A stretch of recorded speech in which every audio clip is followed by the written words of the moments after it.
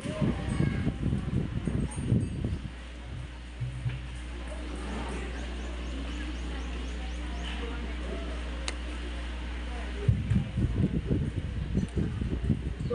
supportive and dedicated Punong Barangay, Honorable Gerald B. Maribuho, to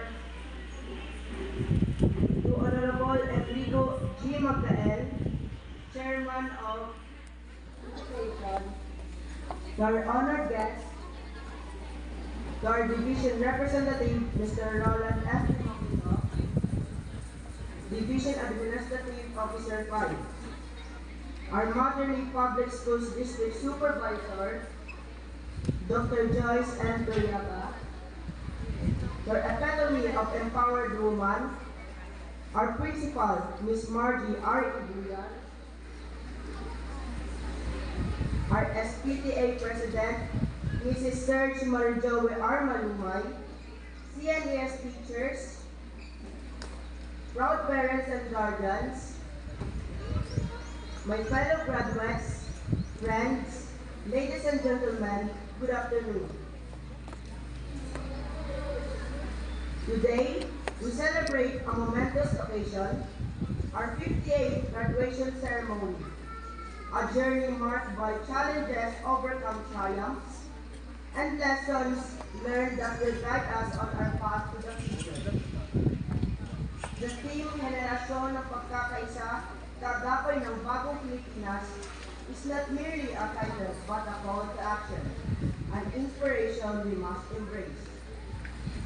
Throughout our years in school, we've acquired knowledge, skills, and values, but more importantly, we've learned the significance of connection, collaboration, and unity, the very foundation of a strong and progressive society. As a generation of unity, we will be the bridge to change. We will bring hope. We will bring hope and inspiration to our countrymen. Let us use our education to serve our nation, to be instruments of progress and information. Let us be active in our communities, responsible in our actions, and role models for the youth. I want to take a moment to express my deepest gratitude to all the incredible people in my life. To Ma'am Margie R. Ibuyan, our innovative school principal, Ma'am Maris Lihay, my advisor. Thanks for being my second mother to guide